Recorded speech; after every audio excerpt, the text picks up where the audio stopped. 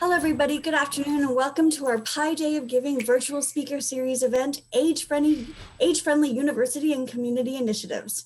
Before we begin today, I'd like to start with a brief land acknowledgement of the traditional territory in which we are gathering today. Our university campus is situated on the traditional territory of the Mississaugas, a branch of the Greater Anishinaabe Nation, which includes Algonquin, Ojibwe, Odawa, and Potawatomi. Because everyone is turning in with us remotely across a variety of cities, we don't want to forgo this important element of reconciliation. So I'd like to ask everyone to take a moment to reflect on the traditional territory that you're on, the treaty that it's covered under, and your own personal relationship with the land. As a university community, we are dedicated to continuing to increase our awareness, our understanding, and our gratitude for the lands we share today. My name is Jody Cowan, and I'm the Community Engagement Coordinator here at Ontario Tech. Thank you so much for being here. Today is lucky number 7 out of 10 sessions we're hosting with our Ontario Tech experts to share their research and help spread the word about our Pi Day of Giving. This will help us raise funds for our Student Relief Fund, which helps students who are experiencing financial need due to COVID-19. And I'd like to thank those of you who made a gift today when registering. There will be time for questions following today's presentation, so please use the Q&A function at the bottom of your screen at any point during the presentation, and we will do our best to get to them. These sessions are being recorded, as you saw, and will be posted on our website so you can watch it again or share with friends who couldn't be here with us live. I would like to point out that last week's sessions are already posted, so please go visit them at our Pi Day of Giving website. I would like to now introduce Dr. Shilpa Dogra and Dr. Winnie Sun from the Faculty of Health Sciences. Hello, ladies. Dr. Shilpa Dogra is an associate professor and researcher in the Faculty of Health Sciences and Kinesiology and the chair of the Committee for Age-Friendly University. Dr. Dogra is an exercise scientist with an expertise in active aging, sedentary behavior, and age-friendly environments. She has spoken at national and international conferences on these topics and has published more than 60 peer-reviewed scientific papers in academic journals. Dr. Winnie Sun is an assistant professor in our Faculty of Health Sciences and a researcher collaborator at AgeWell, which is aging gracefully across environments using technology to support wellness, engagement, and long life at the Center of Network Center of Excellence. Her area of expertise focuses on innovating ways for older adults to manage therapeutic self-care safely and stay connected while living at home. Dr. Sun is passionate about teaching her nursing students about the care in older adults in our community, especially older adults with cognitive impairment. So I'd like to now turn it over to Dr. Dogra and Dr. Sun for their presentation on Age-Friendly University and Community Initiatives. Please take it away, ladies. Thank you for the introduction, and thank you everyone for being here. We're very excited to share some of the work that we've been doing on campus and in our community with you today. We're both very passionate, as you can hear from our bios, about active aging, whether that's social activity or physical activity, and we'd really like to engage the community of older adults in all of these initiatives that we'll be talking about today. So I'm going to start with speaking to our university initiative to become an age-friendly institution. Let me just see. Oh, there we go. I know the font on this slide is a bit small, but what I'd like to share here is that our university is committed to each of these 10 principles that have been set out by a global age-friendly university network. This network approved our university as an age-friendly university last year because of our commitment to these principles. Generally speaking, at the university, we want to encourage older adults to engage across all different activities at the institution. We want older adults to be engaged in educational programs, whether they be at the undergraduate level or the graduate level. And we want older adults to participate in our research programs, both by perhaps being a research participant or a guinea pig, but also by telling us what research is needed or setting our research agenda. We want older adults to engage with our students as well and help with intergenerational learning, which, as Winnie will point to, is a very important component for ensuring that we can tackle things like ageism. Overall, we want to be a community hub for older adults, both from an educational and research perspective, but also for things like health and wellness.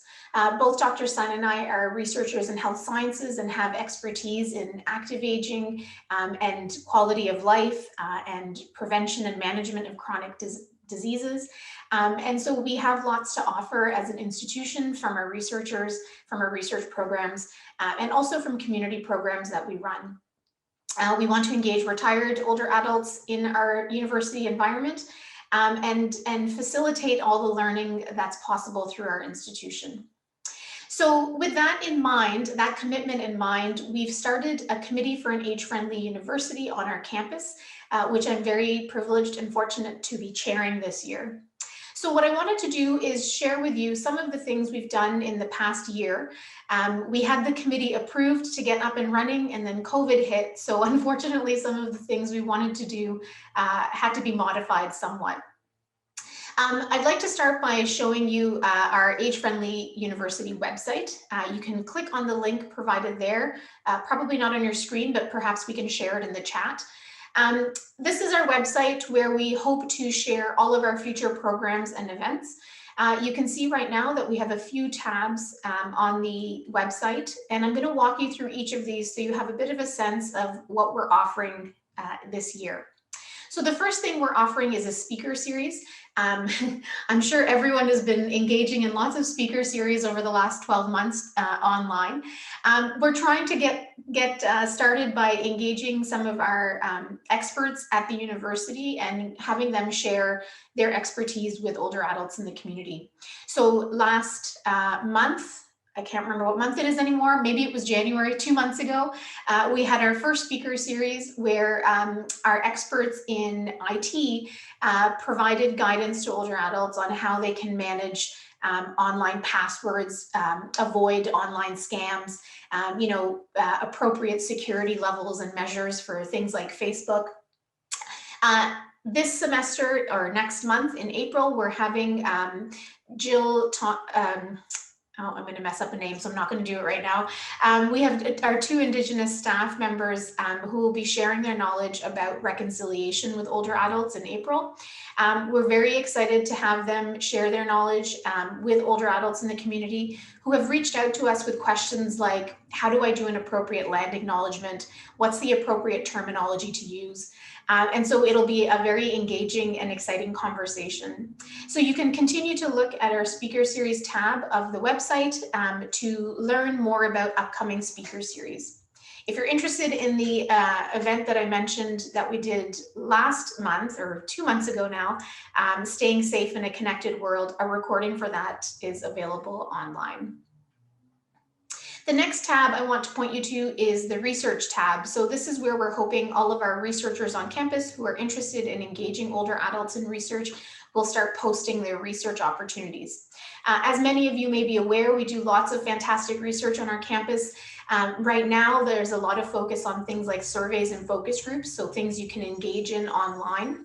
But we also have a lot of lab-based research that you can get involved with. So if you live close by the university, you can come in and experience research in our virtual reality labs, our exercise physiology labs, neuroscience labs, engineering and design labs, and more. I don't know all of the different labs available on campus, but there's some fantastic stuff happening. We'll be recruiting in my lab for a research study on e-bikes this spring. So if you're interested, that poster that you can see on the slide right now will be posted on the Age-Friendly website soon. And you can contact my graduate student there to participate in an e-bike research study. The next thing we have on the slide here or on the website is health and recreation. So our university has lots of fantastic facilities to offer to older adults in our community. We have this tennis bubble with an indoor field. We have an ice arena. We have basketball courts. We have equipment for things like pickleball, sorry. And we have a walking track and a fitness center, all that can be accessed by older adults in the community. One of the programs that I'm very excited to talk about is the Senior Ridgebacks program. So some of you may know that our mascot at the university is a Ridgeback, and we have started a program called Senior Ridgebacks, which provides older adults in the community with an opportunity to engage in sports. So more on that will be coming soon. We have a committee up and running and hoping to have some sports up and running for older adults in the fall. The next piece is continuous learning, which I'm sure you've heard about before. Lots of opportunities through our continuous learning group to engage in online courses. They can be shorter than your sort of standard university courses, and the topics might be a little bit more specific or of more interest. Again, you can visit the website to learn more about that. And then finally, we have this Experience It tab, and we're hoping once COVID is under control, we can have you come to campus and experience all that we have to offer. We want you to see our farm that's north of the campus, taste the honey that we're making on campus, check out our wind tunnel, our library, our sporting facilities. So this summer, we're hoping to invite you to campus for a living library event and some campus tours. There will be a date posted on that soon, and you'll have an opportunity at that time to engage with some of our students on campus and to also see our campus up close. I'm just going to wrap up there by saying we are very excited to engage the older adults in our community on our campus. Please do visit the website and please get in touch either using the AgeFriendly email or feel free to contact me directly.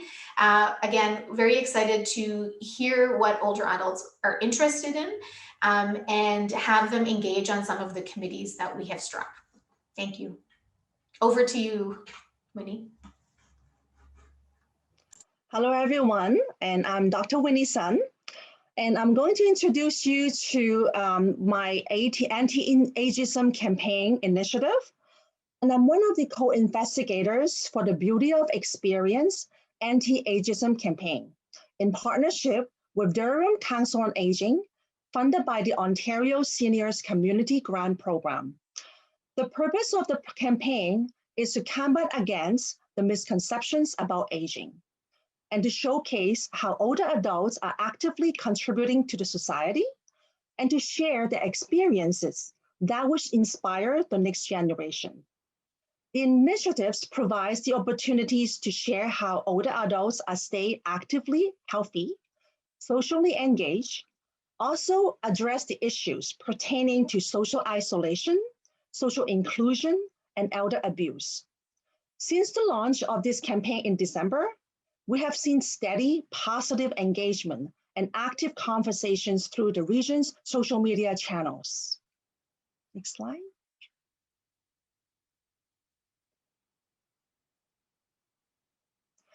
We developed an educational video to help raise awareness about our anti-ageism campaign.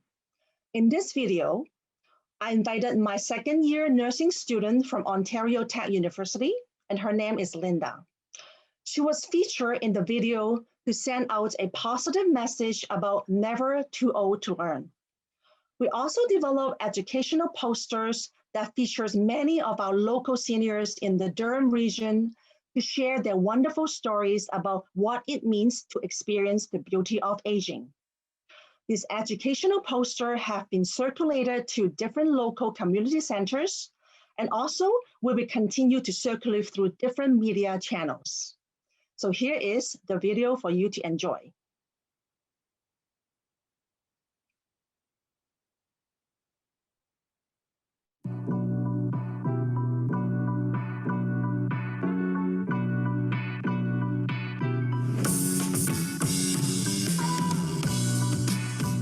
We have to stop this ridiculous idea called ageism. I think the bad thing about ageism is that people are discriminating against their future selves. Ageism hurts because people are not tapped into for what they know and what they can offer. We are wise. We have skills that pay the bill. We are awesome. And we're eager to learn. I'm 55 years old, and I've gone back to school to get a degree in nursing, which is going to take 4 years, and then my master's, and I'm going to work on my PhD. This storytelling thing is something new for me. I've been doing plays from last 25 years in Durham region, but all of a sudden this challenge came to me, and I was almost a senior when I started traveling the world again. हर दौर और हर युग में नित नई कहानी, नई नई दास्तान। I'm strong because I fought many battles that I have won. I'm strong because I believe in myself. I'm strong because I don't give up. Seniors are in just about the best position of any members of our population to pass on what they value. We're never too old to learn something new. We are never too old to care about the environment. We're never too old to give back. We're never too old to share knowledge. You're never too old to be an entrepreneur. I started my creative exploration at the age of 60, and now people are asking to buy my work. We are never too old to travel with the world, see the new places, and perform and love whatever you do.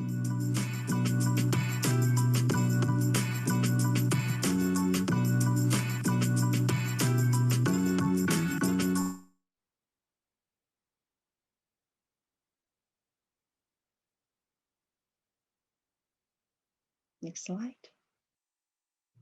I would like to ask for your support in the promotion of this campaign. So please continue to follow our social media accounts, share posts on your social media platforms, and help spread the awareness. We want to reach as much as possible. With your help, we can do this.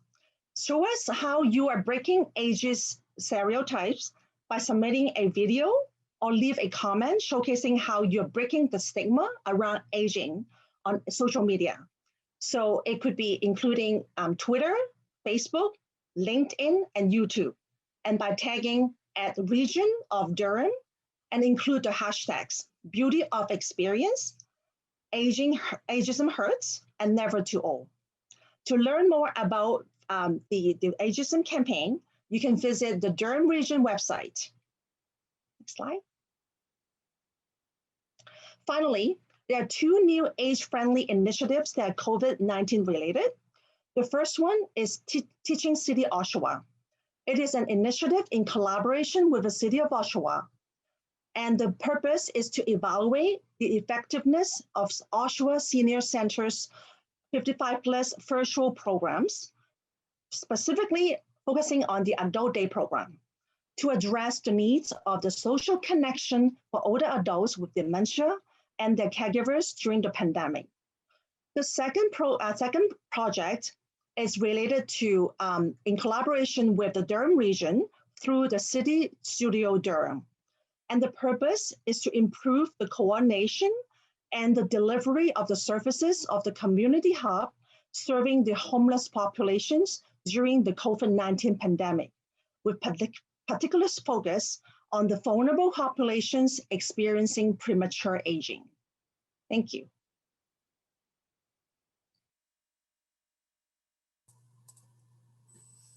Great. Thank you so much, Dr. Sun and Dr. Dogra, for sharing your expertise with us today. That is very exciting. That was a terrific video. I do have tons of questions coming in from our audience. And so I'll start with you, Dr. Dogra.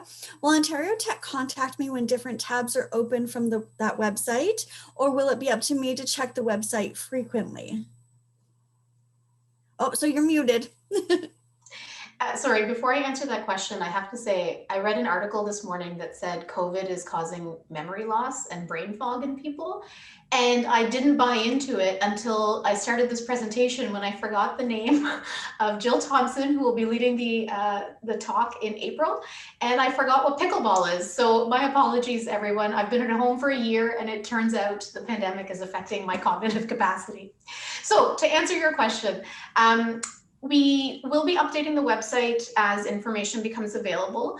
However, if you would like, you can sign up for our age-friendly distribution list, and we will be sending monthly updates there. And that could be a prompt to remind you to check the website, but also it will sort of contain some of the highlights in terms of updated information. So if you go to the website currently, there's a survey available for you to fill in, or you can email us and I can add you to the distribution list. So as part of that, people are wondering if you were taking volunteers to your committee to assist in any way. So we have a couple of committees up and running right now that are full. However, we are planning all sorts of events and sort of programs. And so we will require volunteers on an ongoing basis. And so similarly, we will put those calls for volunteers out through that distribution list. So if you're interested in volunteering, that's fantastic. We'd love to have you on board. Please sign up for the distribution list. And then as we make specific calls for specific programs and events, you'll be notified that way. We have a great question about the Teaching City. Is there an opportunity to participate in the Teaching City project for the community? Yes, absolutely. So right now for the Teaching City Oshawa, the initiative is to really to evaluate the Oshawa Senior Center's 55 plus virtual programs. So if you are part of those virtual programs, we'd love to have you to join as a volunteer to be participating in our surveys and some of the focus groups and interviews. So we'll be sending out flyers to recruit volunteers, and that would be a great way to get involved in the Teaching City Oshawa project. Thank you. Great, and as a terrific follow-up question to that, Winnie, how does the partnership with the region through these projects you mentioned help provide solutions with a local approach, and how does it help more broadly? That's a great question. So right now, for the regions, specifically with the City Studio project, our goal is to really, first of all, to evaluate our existing community hub models that is serving the homeless populations and also the at-risk populations who are vulnerable during the pandemic, and those who are actually experiencing premature aging, because during the pandemic, we know that homeless populations are disproportionately being affected by the COVID-19. So hopefully, by evaluating our existing community hub models, we can actually to develop some lessons learned. From lessons learned for other community in Ontario, and also perhaps some of the lessons learned can be provided to more broadly, nationally or internationally. So this is our goal. So now we're first, starting off with the local region, but those lessons learned will be applicable and have implications to a broader community in the future. And what about projects with the older adult centers in the area? For example, the Bowmanville Older Adult Association that they can connect with? Is that a question for me? Sure, either one of you can answer that one. Shilpa? I think a lot of individual researchers have collaborative projects up and running with the local community centers. I've done a lot of work with the Oshawa Seniors Community Centers, for example. And so we have on an ongoing basis a variety of different projects on the go. And we certainly have strong partnerships with representatives from each of those organizations, and they're in the know, or they're involved in a lot of what we're doing, and they provide lots of feedback. So, we're always looking for opportunities. We have worked together on grant applications. I know Winnie has, and I have, as researchers, worked on grant applications. And so it kind of just depends on where priorities are and, expertise in programs. I know COVID has changed a lot of the priorities in the last year, especially with those seniors community centers, because they've basically been unable to offer in-person programming for the most part. So I think as things start to settle a little bit, we'll see more and more of those partnership programs for sure. I have a great question for Winnie, because I know that you're doing work in this particular area. Will you be offering any dementia-specific programs and initiatives? Right, absolutely. The Teaching City Oshawa is already a dementia-specific initiative. So the initiative basically to evaluate the adult day program to address whether those programs are actually addressing the social needs of the older adults with dementia. So that is already one example of the initiative that I'm currently working on, particularly during the pandemic. We know that patients with dementia, they are disproportionately being affected in terms of their social inclusion and that they are experiencing social isolation. So that's already an example of how we connect, doing research in this area. Great. Now for you, Shilpa, Will the university be offering more services in the future? For example, through the summer as well as the academic year? So speaker events, that kind of thing. Can you give an idea to the audience what we can expect coming up in the next few months? Yes, I'm hoping lots more. So each semester will certainly be featuring one speaker event, but we will also point you to other speaker events happening on campus. Things like Pi Day. Our Faculty of Social Sciences, for example, runs a speaker series that might be of interest to older adults in the community as well. So we will be featuring all of those online talks. We are, as I mentioned, planning for a summer event to have older adults come to campus. There's the Senior Ridgebacks program that would be an ongoing program, so older adults can come regularly to enjoy our sporting facilities. And, you know, we have a library, we have all sorts of labs and facilities on campus that we are happy to open up to community members. So if there's an interest or a desire, please get in touch. And as I mentioned, we are happy to sort of form subcommittees for a library program, for example. So if there's interest, we are here to facilitate whatever there's interest in. Fantastic. Well, thank you both so much for sharing your expertise with us today. Some really great information to share with our community members. As I mentioned at the beginning of our program, this is our 4th Pi Day of Giving, where we celebrate the infinite possibilities of our students here at Ontario Tech. It has been a bit of a difficult year for everyone, and although we were able to switch to virtual learning within 1 day of the declared pandemic, we're really looking forward to being back on campus with our students and our researchers soon. But our students need help more than ever, and so I really do hope that everyone joining us today will make a gift in support of our Student Relief Fund to help students who have urgent financial need due to the loss or expected part-time jobs. All donations will be matched dollar for dollar. Thank you again to those who made a gift upon registering today. I'm really pleased to share that we've already given out nearly $400,000 to students in addition to our regular scholarship and bursary program. I'd like to thank Kemp Travel Group for their generous sponsorship of today's events and on our Pi Day of Giving as a whole. I really hope that you will continue to spend your lunch hour with us for the remaining of the speaker series. We have some really great speakers and topics coming up, and you can find more about those on our website at ontariotechu.ca/Pi Day. Thank you again, Dr. Sun and Dr. Dogra, for joining us today. Before we say goodbye, I really would like to share one quick video with you from our students here at Ontario Tech explaining how they're going to make an impact on the world and all the infinite possibilities that they have at their fingertips. Thank you.